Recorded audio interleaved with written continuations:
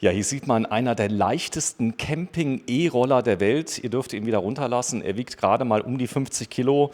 Ist einer, der eine Batterie hat, die man sogar so leicht rausnehmen kann, dass man sie überall aufladen kann. Hier vorne ist es drin.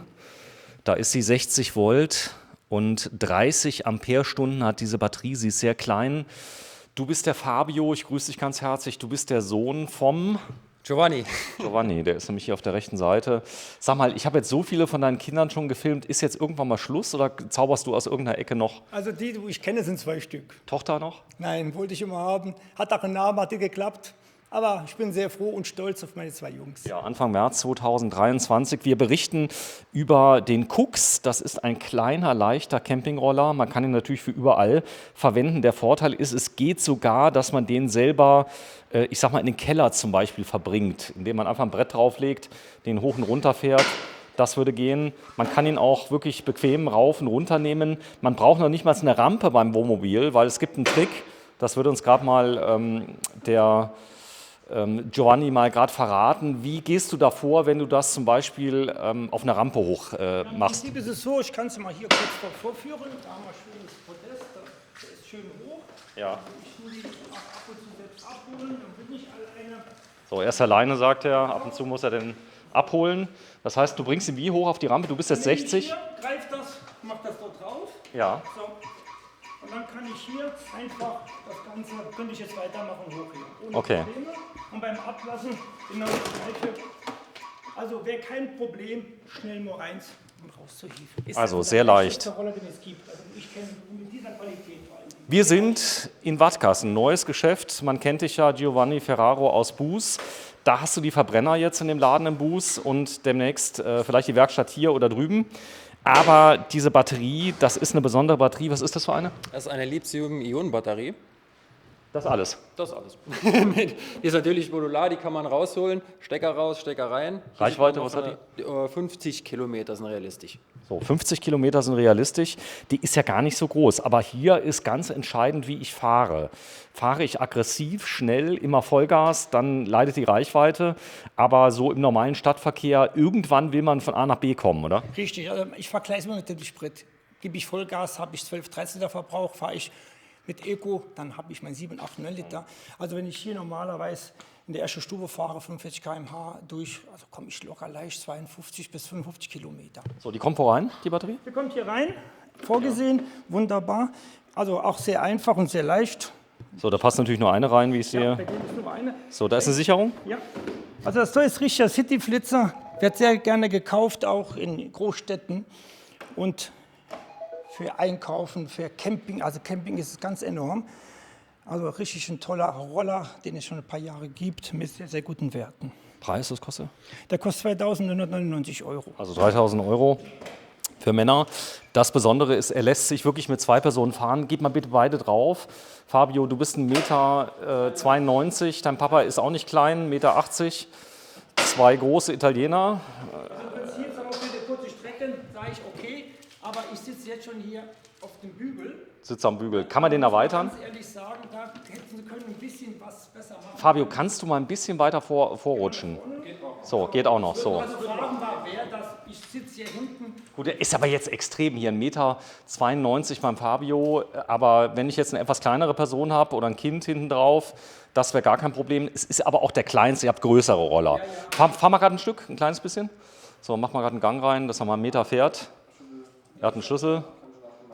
Da kommen wir gleich drauf, werden wir euch mal zeigen. Da ist ein Diebstahlschutz mit eingebaut. Er fährt mal ein bisschen an. Vorsicht, geht los. War der eigentlich lieb als Kind, dein Sohn? War der lieb als Kind oder war der nervig? Hat durchgeschlafen? Verstanden jetzt. Ob dein Sohn lieb war als Kind? Ja, also ja, da war schon anstrengend, aber ich muss auch ein bisschen mal den Mund halten. Du hast 2, oder? Ich habe 2. Die weit auseinander? 10 Jahre genau. Boah, 10 Jahre ist in der Welt, oder? Ja, 9 Jahre, 9 Monate, 9 Tage. ja, und mein Sohn, der Luca, hat heute Geburtstag, wird heute 22 und er ist ein Zwilling, er ist im Juni geboren. Zweite Generation. Du hast was Tolles gelernt, nämlich Elektrotechnik. Bist was jetzt ausgelernt? Elektroniker für Betriebstechnik, Energieelektroniker, da gibt es mehrere Wörter dafür. Aber du bist ultra gefragt. Das heißt, wenn du jetzt sagen würdest, ich suche einen Job, wie viele Sekunden bräuchtest du? 3. Jetzt ohne Witz, oder? Ja, es geht relativ schnell, ja, genau. Also ich hatte jetzt auch ein, zwei Mal schon den Beruf gewechselt, beziehungsweise den Arbeitgeber und es war zum Glück wenig Mühe nötig dafür. Du warst zuletzt bei einem großen Industriefertiger, da kann man viel Geld verdienen, aber das hat dich, was dich da ein bisschen gestört hat, war ein bisschen die Eintönigkeit, oder? Und auch der Anspruch. Das heißt also, es geht dir ja darum, du bist ein findiger Typ, du kannst, glaube ich, nicht still sitzen, oder? Du musst immer was zu tun haben. Ja, so ist es schon. Also am Wochenende will ich meine Ruhe, das kriege ich hin, aber während der Woche und gerade auf der Arbeit oder so, dann will ich schon definitiv was angreifen. Ich will denken, ich will überlegen, ich brauche das auf jeden Fall. So, du hast die Hobel schon mal zerlegt, hast auch schon mal reingeguckt. Sind die gut servierbar? Ja, auf jeden Fall. Also gerade für uns, die wir aus dem Bereich eben kommen, gar kein Problem. Ein paar Verkleidungsteile abschrauben, Modul suchen, Motor ist ganz einfach zu zerlegen, das ist alles gar kein Thema. Es gibt kein Öl mehr, oder? Kupplung gibt es nicht mehr. Allerhöchstens vielleicht in der Bremsflüssigkeit, das Hydrauliköl, ansonsten gibt es kein Öl, nee. Hast du schon mal geschraubt in der Jugend ein bisschen? Ja, relativ viel. Gerade mit Papa zusammen, Autos, Roller. Ich habe auch damals mit 15 und mit 17 ein Praktikum bei ihm gemacht und da durfte ich auch schon relativ viel schrauben. Aber was ist dein Vater ist ja ziemlich, ich sag mal, außergewöhnlich. Wer in Gottes Namen macht einen Zweitakter Laden für Mopeds? Das war ja mal in der Tuner-Szene was für Kinder, muss man ehrlich sagen. Also ein Spaßding, man hat Roller getunt, da kam das Ganze ja her. Und jetzt auf einmal fahren alle Roller. Du hast hier einen Drehmoment, da brauchst du kaum noch Tuning, oder? Bei den Elektromodellen braucht man wirklich kaum noch Tuning. Also wir reden hier von je nach Modell zwischen 120 und 150, 60 Newtonmeter. Ist das viel? Also das ist jetzt eine Zahl? Das ist schon einiges, ja. Also wenn man jetzt bedenkt, dass ein vergleichbares Auto, sagen wir mal ungefähr in der Golfklasse mit sagen wir, 180 PS, das hat vielleicht ungefähr 100 Newtonmeter mehr als dieser Roller. Und dann muss man jetzt aber noch von über einer Tonne Gewicht dazu reden. Das ist schon einiges im Vergleich. Für viele ist das eine richtige Erfüllung. Das heißt, gerade ältere Leute kaufen sich Fahrzeuge, die multifunktionell sind. Das ist also entweder ganz kleines Auto, das kennst du, auf dem Parkplatz, oder sie kaufen sich zum Beispiel ein Wohnmobil oder ein Pickup plus was Kleines, damit sie auf der letzten Meile unterwegs sind. Gell? Richtig, das ist mit denen alles gar kein Problem. So, hier vorne habe ich ein Ablagefach mit drin, USB habe ich. USB-Anschluss hier oben zum Laden, wenn man, wie gesagt, unser Handyhalter benutzt oder ein Navi drauf machen tut. Und dann haben wir hier normales Zündschloss natürlich. Brauche ich das Zündschloss? Ja, ne, brauche ich nicht unbedingt. Ich kann auch hier mit der Fernbedienung. Zeig mal bitte, da ist jetzt eine Fernbedienung dabei. Fernbedienung dabei, wenn ich hier starte, wird das hier dann angezeigt und dann steht auch hier schon ready und dann könnte ich loslegen mit diesem und ja, mehr oder weniger ist er hier auch zum Ausschalten. Das ist mal eine blöde Frage. Die Batterie ist so klein, so leicht. Könnte ich die in den Rucksack machen, eine zweite Batterie? Geht das? Das sind 10 Kilo, also da muss man schon, also ich würde meinen Rücken kann es nicht mehr machen, also ist schon ein bisschen unhandlich durch die Form. Aber technisch würde es gehen? Ja, also ich habe jemanden gehabt, der hat das hier draufgeschnallt mit einem Verzerrgurt, das geht auch im Prinzip. Aber ich sage ganz einfach, das ist ein Cityroller. Ein Cityroller ist auch mit knappe 52 Kilometer Reichweite. Und dazu wurde getestet bei 10 Grad. Ist schon enorm. Das heißt, ich gehe davon Nochmal, wie viel Reichweite? 52 Kilometer bei 10 Grad Außentemperatur. Das ist schon enorm. Also das heißt, ich habe jetzt eine Strecke, ich fahre zur Arbeit 9 Kilometer am Tag. Dann ist das optimal, oder? Ja, optimal. Also es wird immer so viel immer drauf rumgeritten, Reichweite, dann fragt man die Kunden aus und die fahren dann im Durchschnitt 15 Kilometer am Tag. Das ist gar nichts, mit den Autos auch, aber es ist aber viel flexibler mit dem umzugehen und überall gibt es Ladestationen. Man sitzt im Büro, man kann das Ding rausnehmen und am Tisch laden. Also man muss Das Ladegerät, ist das groß eigentlich bei dem? ja, ist schon ein bisschen groß. Darf ich das mal sehen? Hast du es da? Geht's mal holen? Was ich noch zeigen wollte, ist auch schön, wenn ich hier länger Zeit drauf drücke. Passiert nichts. Doch, warte, ich muss das mal anmachen. So. Vorführeffekt. Ah ne, hier, Entschuldigung, muss ich da drauf gehen? Und jetzt? Ist hinten aufgegangen, elektrisch. Ja, das wollte ich jetzt mal zeigen. Ich habe den falschen Knopf. Also wenn ich hier länger drauf drücke, auf den Schlüssel den Boden öffnen, dann geht er hier auf. Da brauche ich nicht extra Schlüssel reinzustecken. Also ich kann mit dem alles bedienen im Prinzip. So, und das ist ja mal ein ordentliches Ladegerät. Das heißt, ich kann mit 10 Ampere einladen. Die hat jetzt, wie viele Amperestunden hat die? 50? die Batterie? 30 Ampere. 30 Ampere-Stunden, das heißt, ich brauche ungefähr 3 Stunden, dann ist sie voll. 3 bis 4 Stunden. 3 bis 4 Stunden. Der lädt ja auch am Schluss ein bisschen langsamer, aber das ist ein ordentliches Ladegerät hier mit dabei. Das könnte ich mir aber jetzt in den Rucksack stecken. Das ist gar kein Problem. Es hat auch schon Gewicht. Du hast das nicht, aber ganz ehrlich, das sind 3 Schulbücher. Dann ist Da gibt es aber im Zubehörmarkt gibt's kleine Ladegeräte auch noch. Das heißt also, man kann die nachkaufen. Die Ersatzteile sind bei den China-Sachen immer sehr günstig. Also wenn man das kennt, also von Bosch und so weiter, die Ladegeräte, man kann also auch die Akkus und so weiter, einen zweiten Akku dazu kaufen. Kriegt man die denn auch noch in 10 Jahren? Oder in 5, wer weiß. Das sollte man eigentlich noch bekommen, ja. Eine sehr diplomatische Antwort hat er. Ja, ich muss dabei sagen, dieser Ladegerät ist nicht nur für diesen Roller. Also es gibt auch andere Aufkleber drauf. Das heißt, es ist immer was wie bei dem Handy. Da baue ich auch Das ist aber Standard hier, 70 Volt. Du hast hier eine Technik, die Ladespannung ist ja immer ein bisschen höher, ein Standard Kaltgerätestecker hier drin, Supercharger mit drin, also das habe ich verstanden. Licht ist Full LED, oder? Hier in dem Fall. Absolut. Also die haben eine wunderbare, wurde sehr gelobt, Lichtqualität bis zu 70 Meter Reichweite. Es geht ja weniger, ich sag mal, dass ich selber sehen kann, ist schön, aber dass ich gesehen werde, ist, glaube ich, ein Thema. Und hier, du bist auch von der Seite sehr gut zu sehen. Ja, also das sollte bei LED-Technik allgemein gar kein Problem mehr sein, gut gesehen zu werden. Auch bei nebligen Verhältnissen ist das echt super. Vor allem, wenn man mal hinten schaut, das Rücklicht, das ist schon so markant, das muss auffallen. Das sieht schon wirklich klasse aus. Ja, wichtig ist von der Seite, dass es von der Seite zu sehen ist. Jetzt hast du hier so Hier Light. zum Beispiel. Ja. Die Seiten sind extra heller als die Mitte. Lassen wir die Bremse gerade los. Hier sieht man es. Sieht man vielleicht auf dem Video. Die Seiten sind deutlich heller als die mittleren 3 Module. Schön. Also ich habe ja eine neue Kamera, das weißt du gar nicht, die zeigt das Rot als Rot an, zeigt Farben farbig an. Ich kann gegens Licht filmen, ich zeige das mal gerade. Und die Leute sind noch voll erkennbar. Das ist eine neue Technik von Sony, FX30 heißt sie. Und die zeigt dich jetzt mit 50 Bildern pro Sekunde in 4K. Das heißt, du bist so toll. Und ich bin jetzt 10 Jahre jünger mit der Kamera, ja? Nee, das nicht ganz. Da muss ich dabei sein, wir filmen immer ohne Filter, ja? Grundsätzlich. Ja. Ohne Filter. Der hier hat eine Eigenschaft. Ne? Eine Eigenschaft, diese Modelle. Hat jemand ein riesengroßes Privatgrundstück, kann ich hier noch 10 km/h rauskitzeln. Wie geht das? Das verrate ich jetzt nicht. Ja, das heißt, du kannst sie freischalten, also dann fährt sie statt 65. 60, 65 km/h, je nach Gewicht kann ich das freischalten. Also bitte nicht machen, das muss eine abgeschlossene Strecke sein, richtig, die nicht von außen zugänglich ist. Genau. Und ich kann nur empfehlen, macht es nicht, denn man neigt dazu, das im Alltag doch anzuwenden. So, und wenn ihr dann erwischt werdet, habt ihr kein zugelassenes Kraftfahrzeug mehr. Ja, also ich habe jeder zweite Verbrenner müsste eigentlich... Egal, wir sagen jetzt... Ist auch korrekt, deswegen sage ich ein Privatgrundstück. Du hast einen Vater, der ja, mein Gott. Er bewegt sich halt gerne in Grauzonen dort.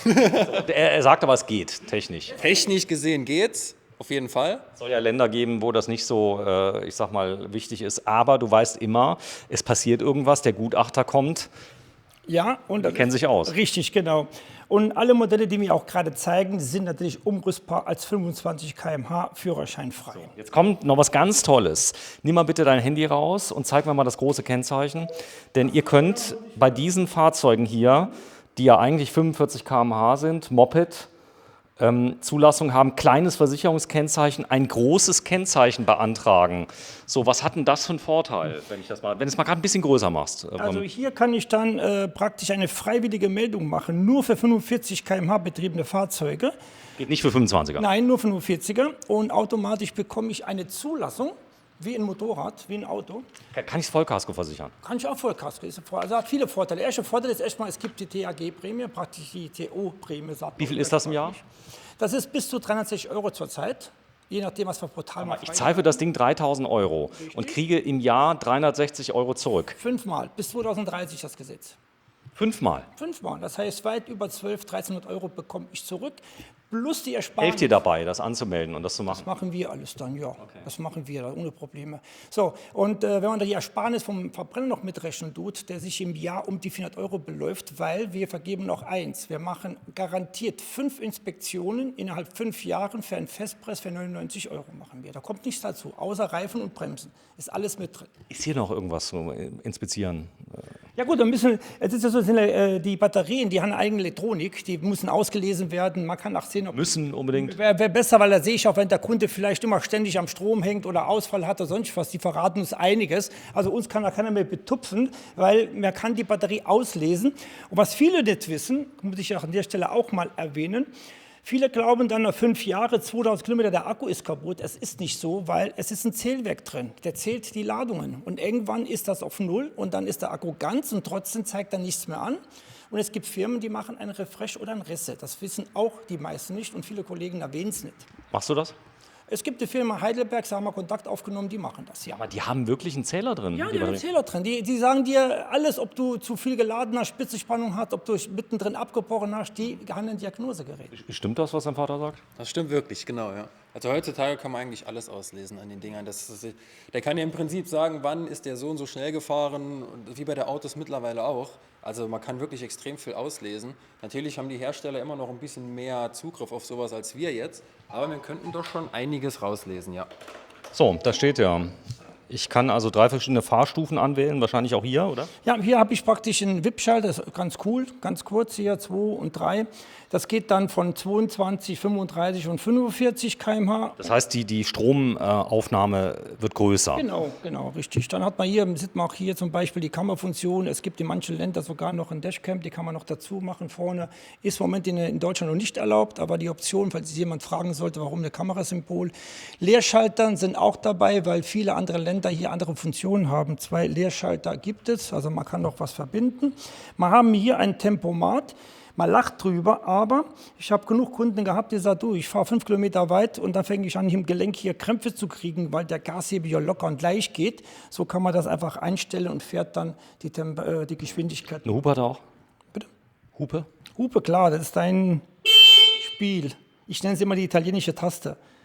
Da darf alles kaputt gehen, aber die Hupe muss funktionieren. Das ist ganz, ganz wichtig. Sehr schön. So, wenn jetzt irgendwas kaputt geht, hier zum Beispiel hier vorne das Kunststoffteil durch Umfallen, kommt ihr da dran? Da kommen wir dran, genau. Das ist gar kein Problem. Alles, was man an dem Roller sieht, jedes Ersatzteil, da haben wir Zugriff drauf. Schutzblech. Verkleidung. Ist aber die Bremsbeläge, ist das Standard? Kriegt man die auch irgendwo anders im Ausland? Ja, die bekommt man auch woanders. Okay. Also Bremsscheiben, Bremsbeläge, die wichtigsten Sachen, die Reifen wahrscheinlich auch Standard, oder? Die Standard, die sind auch in dem Fall sind's ganz normale Luftreifen. Das sind ganz normale Standardreifen. Genau. Fabio, komm, wir kommen mal zum Ende. Zweirad Ferraro Electromobility. Es gibt einen neuen Laden in Wattgassen, also aufgepasst, nicht mehr in Boost, da seid ihr auch noch, aber mit Verbrennern. Es gibt den zweiten Laden in Wattgassen und das Ganze ist in der Lindenstraße 25, das kennen die Leute, das ist die Hauptstraße von Wattgassen Richtung Schaffhausen. So, sehr schön. Und da gibt es ein neues Ladengeschäft. Also wenn ihr Lust habt, kommt vorbei. Wir filmen jetzt Anfang März 2023. Öffnungszeiten 10 bis 18 Uhr, außer Mittwochs, da ist geschlossen. Dafür samstags 9 bis 13 Uhr. Und hier gibt es auch Service und ganz viele Roller. Tschüss!